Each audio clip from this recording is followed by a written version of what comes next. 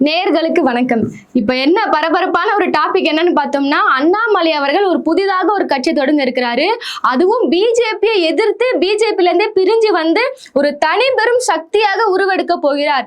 இன்னும் சரி இதை எப்படி பேசுறான்னு பாத்தீங்கன்னா, இதுக்கப்புறம் இங்க ரெண்டே பேருக்கு தான் போட்டியே.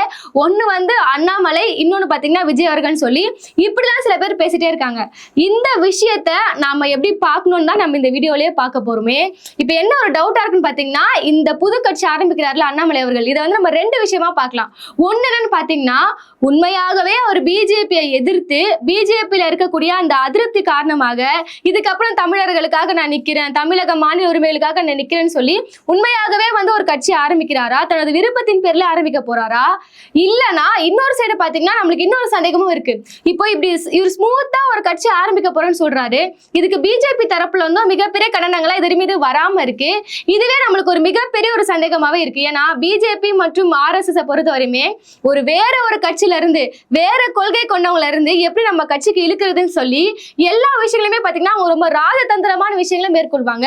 இப்படி இருக்க சூழ்நிலையில எனது கட்சியில இருந்தே ஒருத்தர் நான் வளர்த்து விட்ட ஒரு நபரே என் கட்சியில இருந்து வெளியே போயிட்டு ஒரு கட்சி ஆரம்பிக்க போறாருன்றப்போ இன்னும் அவங்க ஒரு சைலண்டா இருக்கிறாங்களே, ஒரு கிரீன் சிக்னல் கொடுக்குறாங்களே, இதுவே நம்மளுக்கு எப்படி இருக்குன்னா ஒரு சந்தேகத்துக்குள்ளான ஒரு விஷயமாவே இருக்கு. அவ்வளவு சீக்கிரமா விடுறவங்களா இவங்க அப்படின்ற மாதிரி இருக்கு. ஏன்னு பாத்தீங்கன்னா, இப்போ பாஜகவை பொறுத்தவரையுமே தமிழ்நாட்டுல தாமரை எப்படினாவது மலர்ந்தே தீரணும். அது ஆத்துலயோ சேத்துலயோ ஏதோ ஒண்ணு. ஆனா தமிழ்நாட்டுல எப்படினாவது பிஜேபி உள்ள வந்துடணும்னு சொல்லி அவங்க பல வழிகளை ஈடுபடுறாங்க. அதனால ஒருவேளை இவங்களே பிஜேபி என்ன பண்ண போறாங்க பாத்தீங்கன்னா, அண்ணாமலை அவர்களை வந்து தமிழ்நாட்டுல மறைமுகமான வரையில எப்படினாவது பிஜேபி உள்ள வந்துடணும்னு சொல்லி இறக்கி விடுறாங்களா அப்படின்ற மாதிரி இன்னொரு பார்வை இருக்கு.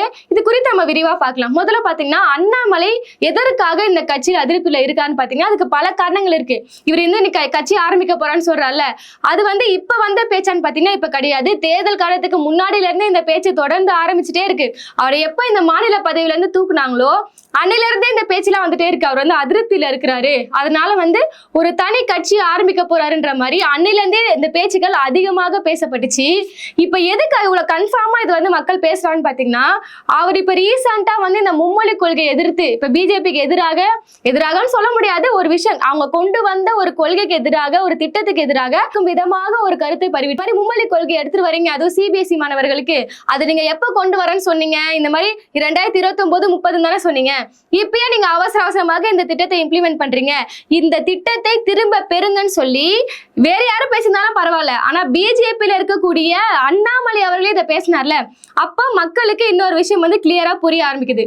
உண்மையாகவே பாத்தீங்கன்னா அண்ணாமலை அவர்கள் வந்து பிஜேபி எதிர்க்கிறாரோ, இந்த விஷயத்த வேற யாராவது சொல்லியிருந்தா கூட நம்மளுக்கு ஒரு சந்தேகம் வந்திருக்காது.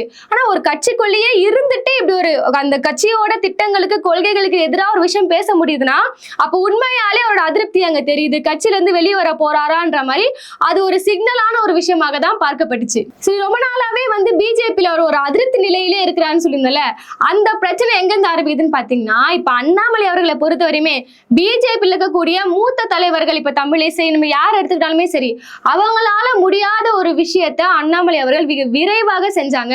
தமிழ்நாட்டுல பிஜேபி வந்து இன்னும் கொஞ்சம் நிலைநாட்டணுன்றதுக்காக ரொம்பவே உழைச்சார்னே சொல்லலாம். ஏன்னா அவர் அரசியலுக்கு வந்த பிறகுதான் அண்ணாமலை அவர்கள் பிஜேபியில வந்த அப்புறமா தான் பாத்தீங்கன்னா பெருமளவிலான இளைஞர்களை அவர் பிஜேபிக்குள்ள இணைத்தார். இப்ப நீங்க சொல்ற மாதிரி விஜய் அவர்களுக்கு ஒரு இளைஞர்கள் பட்டாளம் இருக்கிற மாதிரி அண்ணாமலை அவர்களுக்குமே ஒரு குறிப்பிட்ட அளவிலான ஒரு இளைய தலைமுறை ஃபேன்ஸாவே இருக்கிறாங்க.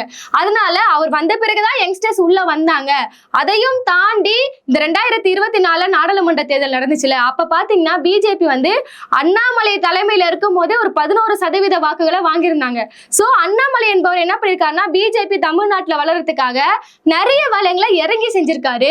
இப்ப பாஜக இருக்கக்கூடிய மூத்த தலைவர்கள் செய்யாத வேலையுமே பாத்தீங்கன்னா இவர் டபுள் மடங்கா செஞ்சிருக்காரு. சோ அவரை பொறுத்தவரையுமே எப்படினாவது தமிழ்நாட்டுல பிஜேபி வந்து ஒரு தனி பெரும் கட்சியாக இருக்கணும்னு சொல்லி அவர் உழைச்சிருக்காரு, அவரோட உழைப்பும் போட்டிருக்காரு. ஆனா பிரச்சனை எங்க இருந்து ஆரம்பிக்குதுன்னா, அண்ணாமலையோட சிந்தனை என்னவா இருக்குன்னா, பிஜேபி இங்க தனி பெரும் கட்சியாக இருக்கணும், தனி இது கூட்டணிலாம் போக கூடாதுன்ற மாதிரி இவர் இங்க ஒரு ஸ்டாண்ட்ல இருக்கும் போது மேல இருந்து மோடி அவர்கள் போட்ட பிளான் என்னவா இருந்துச்சுன்னு பாத்தீங்கன்னா, இல்ல இப்ப வந்து 2026 சட்டமன்ற தேர்தல் நம்ம எதிர்கொள்ளணும்னா நம்ம கூட்டணி வைக்கணும் அப்படின்ற ஒரு இடத்துக்கு பிஜேபி போறாங்க.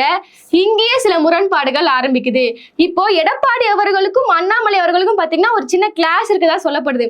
அது என்ன விஷயம் பாத்தீங்கன்னா, இப்ப கொங்கு நாடு, இப்ப அந்த சமுதாயத்துல பாத்தீங்கன்னா ஒரு தலைவர் தான் இருக்கணும்.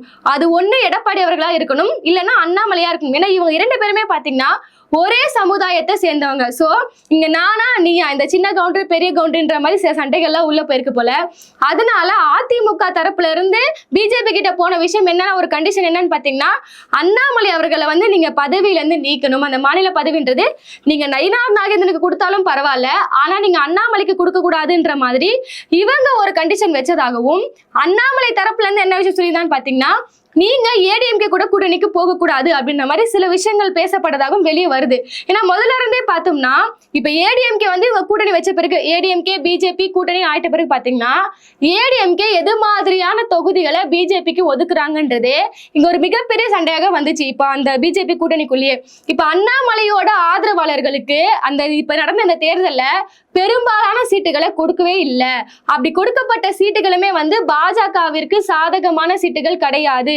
பாஜக எளிதாக ஜெயிக்கக்கூடிய இடங்கள்ல அதிமுக அவங்களுக்கு சீட்டு கொடுக்கவே இல்லைன்ற அதிருப்தி அண்ணாமலைக்கு இருக்கு. சோ இவர் பாத்தீங்கன்னா தொடர்ந்து தன்னோட எதிர்ப்பை வந்து தெரிவிச்சுட்டே வந்தாரு. அதையும் மீறி பாஜக என்ன பண்றான்னு பாத்தீங்கன்னா, இப்ப அண்ணாமலை அவர்கள் சொல்ற கருதெல்லாம் அவங்க எடுத்துக்கல. எப்படினாவது இந்த தேர்தல ஜெயிச்சாகணும், எப்படினாவது தமிழ்நாட்டுல பிஜேபி போயிடணுன்ற காரணத்துக்காக இந்த பேச்சுக்களையும் மீறி பாஜக தன்னிச்சையாக செயல்பட்டது என்ற காரணத்துக்காக இவர் மேலும் அதிருப்தியா இருக்காரு. இன்னும் பெரிய விஷயம் எங்க இருந்து ஆரம்பிக்குதுன்னா, அவருடைய மாநில பதவின்றது பறிக்கப்படுது. அவருக்கு மாத்திட்டு யாருக்கு கொடுக்குறான்னு பாத்தீங்கன்னா நயினார் நாகேந்திரனுக்கு கொடுக்குறாரு. அதனாலே நீங்க சொன்ன மாதிரி இப்பதான் உண்மையான அதிருப்தியா அதிகமா ஆரம்பிக்குது. அதை தொடர்ந்து பாத்தீங்கன்னா, நான் இந்த தேர்தலில் நிக்கவே இல்லை அப்படின்ற மாதிரி ஒரு பிரஸ் மீட் கொடுத்தாரு. அடுத்ததான் சில விஷயம் என்ன சொல்லியிருந்தான்னு பாத்தீங்கன்னா, இல்ல நான் நீங்க சொல்ற மாதிரி எனக்கு இந்த கட்சியில சண்டைலாம் கிடையாது, என்னோட பேரண்ட்ஸ்க்கு வந்து உடம்பு சரியில்லை, நான் வந்து மருத்துவமனைக்கும் வீட்லயே இருக்கேன், அதனால என்னால இந்த கட்சி வேலையெல்லாம் ஈடுபட முடியாதுன்ற மாதிரி சொல்லியிருந்தாரு. இன்னும் ஒரு படி மேல என்ன சொல்ல ஆரம்பிச்சாரு பாத்தீங்கன்னா, அழுத்தம் காரணமாக இப்ப மேலிடத்துல இருந்து எப்படி அழுத்தம் வந்திருக்கோம்ல, இப்ப நாங்க ஒண்ணு செய்யறோம், ஆனா நீ வெளியே சில செயல்பாடு மக்களுக்கு அப்பட்டமாக தெரியுது, அதனால ஒரு அழுத்தம் கொடுத்து போய் சொல்லு, இந்த மாதிரி எடப்பாடி அவர்கள் தலைமையில தான் தமிழ்நாட்டுல வந்து இன்னைக்கு நாங்க தேர்தலை சந்திக்க போறோம்னு போய் சொல்லுன்னு சொல்லிட்டு இவங்க அழுத்தம் கொடுத்தது காரணமாக அண்ணாமலையும் சில பிரச்சார மேடைகளை பேசுறாரு. ஆமா, இங்க இருக்கக்கூடிய இந்த தலைமைன்றது எடப்பாடி அவர்களுக்கு தான் செயல்படுன்ற மாதிரி விருப்பம் இல்லாம ஒரு கட்டாயத்தின் பேர் அவர் சொல்றாரு. ஆனா நான் தேர்தல் நிக்க மாட்டேன்னு சொல்லிட்டாரு. அதையும் தாண்டி வந்து சில பிரச்சாரங்கள்லாம் செய்யறாரு. இப்ப ஏடிஎம்கே கேண்டிடேட்ஸ்க்கு அவங்களுக்காகவும் என்ன பண்றாருன்னா, மக்களை சந்திச்சு பிரச்சாரம் ஈடுபட்டாரு. இப்படி எல்லாமே பாத்தீங்கன்னா ஒரு கட்டத்துக்கு மேல ஒரு தலைமையை மீறல. என்னதான் ஒரு அதிருப்தி இருந்தாலுமே தலைமை சொல்ற விஷயங்களை தொடர்ந்து கேட்டுட்டு இருந்தாரு. இப்படி கட்சியில பாத்தீங்கன்னா தொடர்ந்து சில விஷயங்கள் வெடிக்க இன்னைக்கு அது என்ன ஆயிடுச்சுன்னு பாத்தீங்கன்னா, உண்மையாகவே வந்து அண்ணாமலை கட்சியில இருந்து விலகுகிறாரா? இப்ப என்ன ட்விஸ்ட் வைக்கிறான்னு பாத்தீங்கன்னா, மே 4ஆம் தேதி வந்து அவருக்கு பிறந்த நாள் போல. அவர் பிறந்த நாளின் போது என்ன ஆக போகுதுன்னா, ஒரு தனி கட்சி வந்து மக்களுக்காக சர்ப்ரைஸ் கொடுக்க போறாரு, அறிவிக்க போறாருன்ற மாதிரி சில விஷயங்கள்லாம் போயிட்டு இருக்கு. இந்த சர்ச்சை எங்க இருந்து ஆரம்பிக்குதுன்னு பாத்தீங்கன்னா, அவருடைய பிறந்த நாளை ஒட்டி போஸ்டர்லாம் அடிக்கிறாங்க. அந்த போஸ்டர்ல பாத்தீங்கன்னா மீண்டும் வந்து ஒரு அவதாரம் எடுக்க போது 2.0 எடுத்து வா தலைவான்ற மாதிரி வைக்கிறாங்க. அவர் இருக்கக்கூடிய போஸ்டர்ல பாத்தீங்கன்னா ஒரு தாமரை சின்னமோ இல்ல மோடி அவர்களோட போட்டோவோ இப்படி எதுவுமே இல்லாத போஸ்டர் தான் நம்மளால பார்க்க முடியுது. சோ இது எல்லாமே பாத்தீங்கன்னா நம்மளுக்கு எல்லாமே ஒரு சந்தேகக்கூடிய விஷயமாகவே இருக்கு. நான் சொன்ன மாதிரி இந்த நாடாளுமன்ற தேர்தல்ல ஒரு 11% வாங்கி கொடுத்திருந்தாரு. இப்ப வந்து இவர் பிஜேபில இருந்து விலகுறதுன்றது பிஜேபிக்கு ஒரு மிகப்பெரிய ஒரு நஷ்டம் இல்லையா அப்படின்னு சொல்லிட்டு இன்னொரு சந்தேகம் வருது. இப்போ பிஜேபிக்கு அண்ணாமலை அவர்கள் தேவையா, இல்ல அண்ணாமலைக்கு பிஜேபி தேவையான்றது இங்க ஒரு மிகப்பெரிய ஒரு கேள்வியா இருக்கு.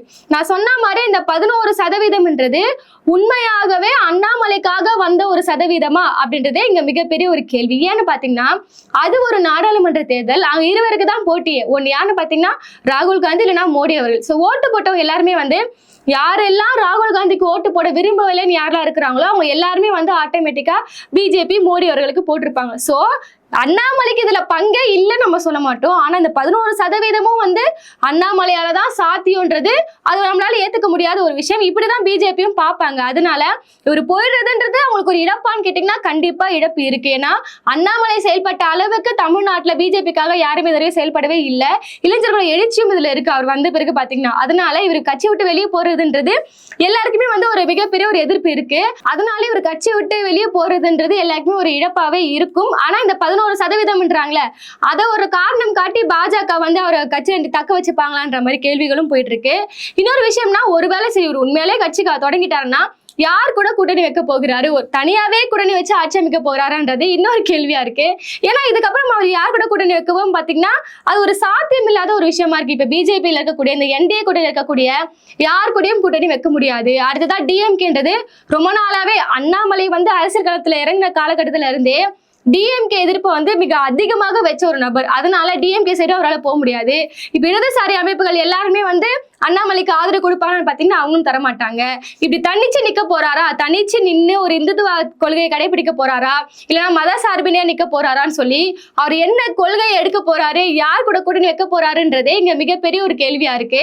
அடுத்ததா பாத்தீங்கன்னா அப்படி ஒரு தேர்தலை சந்திக்க ஆரம்பிச்சுட்டாருன்னா விஜய் அவர் எதிர்த்தே ஆகணும். ஏன்னா அவரோட அரசியல் களம்ன்றது இப்ப இருக்கக்கூடிய டிவிக்கே எதிர்த்து தான் போகணும். ஏன்னா ஆளுகின்ற ஒரு அரச குறை சொல்லிதான் அவரால் ஆட்சிக்குள்ள வர முடியும். இப்ப ஏடிஎம்கே அதை பண்ணல, டிஎம்கே அதை பண்ணலன்னு சொல்லல ஒரு பிரச்சாரத்துல ஈடுபட்டாருன்னா அது வந்து வேலைக்காகாது. அதனால தொடர்ந்து விஜய் எதிர்த்து தான் அவர் பேசி ஆகணும்.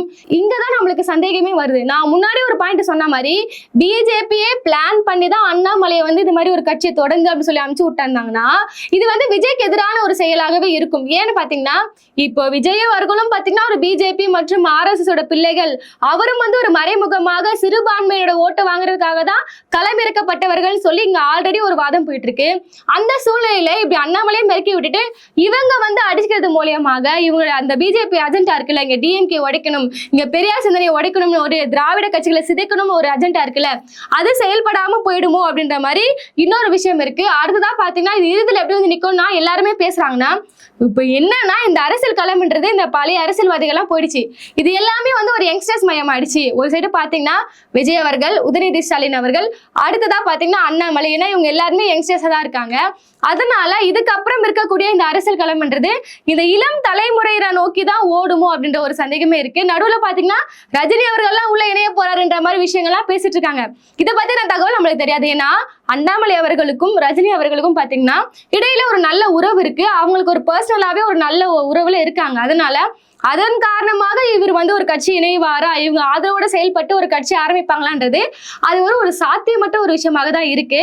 ஆனா அதை பத்தி நிறைய பேர் பேசிட்டு இருக்காங்க. ஏன்னா அண்ணாமலை ஆல்ரெடி சொல்லியிருக்காரு, ரஜினி அவர்கள்லாம் பார்த்து என்னோட குருன்லாம் சொல்லியிருக்காரு. அதை வச்சுட்டு மட்டுமே வந்து ரஜினியோட இணைகிறார் அப்படின்னு சொல்றது வந்து ஒரு அர்த்தமற்ற ஒரு விஷயமாகவே இருக்கும். ஸோ தொடர்ந்து பார்க்கலாம் எது மாதிரியான கட்சியை ஆரம்பிக்க போறாரு, உண்மையாலே பிஜேபி எதிர்த்து நிக்க போறாரா, அவர் எடுக்கக்கூடிய கொள்கை என்னவாக இருக்க போகுது. ஏன்னா இதுவரையுமே வந்து நான் ஒரு இந்துத்துவவாதி தான் காமிச்சிருக்காரு. இதுக்கப்புறம் வந்து நான் பொட்டையெல்லாம் அழிச்சிட்டு நான் வந்து ஒரு திராவிடன், இல்லைன்னா நான் ஒரு பெரியாரிஸ்ட், நான் ஒரு கம்யூனிஸ்ட் அவரால் காமிச்சிக்க முடியாது. அப்படி காமிச்சிட்டா மக்கள் நம்புவாங்களான்றத ஒரு கேள்விக்குறியா இருக்கு. மக்கள் நம்பியிருக்காங்க. இப்ப சீமான் அவர்களை பத்தி பார்த்தோம்னே அவரே வந்து ஒரு காலகட்டத்துல பெரியார் மண்ணு பெரியார்னு பேசியிருந்தாரு. அதை அப்படியே மாத்திரி இப்ப பெரியார் எதிர்ப்பு அவர் ஒரு அரசியல் வச்சு பண்ணிட்டு இருக்காருல்ல, அந்த வகையில அண்ணாமலை அவர்கள் இறங்க போகிறாரான்றது மிகப்பெரிய ஒரு கேள்விக்குறியா இருக்கு. சோ தொடர்ந்து பார்ப்போம். மே 4 அவருக்கு மட்டும் சர்ப்ரைஸ் இல்ல, நம்ம எல்லாருக்குமே அது ஒரு சர்ப்ரைஸாவே அமைய போகுது. இதை வச்சு ஒருவேளை உண்மையாவே பிஜேபிக்கு எதிராக ஒரு மிகப்பெரிய ஒரு ஸ்டாண்ட் எடுத்துட்டா அதுக்கப்புறம் பிஜேபி அண்ணாமலைக்கு எதிராக என்னென்ன சதி திட்டங்களா போட போறாங்க, என்ன ஸ்டாண்ட் எடுக்க போறாங்க சொல்லி நம்ம பொறுத்து இருந்துதான் பார்க்கணும். உங்களுக்கு கேட்க வேண்டிய விஷயம் என்ன இருக்குன்னு பாத்தீங்கன்னா, ஒருவேளை அண்ணாமலை அவர்கள் ஒரு கட்சி ஆரம்பிச்சா அதுக்கு என்ன பேருலாம் வைக்க வாய்ப்பு இருக்குன்னு சொல்லி உங்க கருத்துக்களை சொல்லிடுங்க. அடுத்த வீடியோல சந்திப்போம். நன்றி.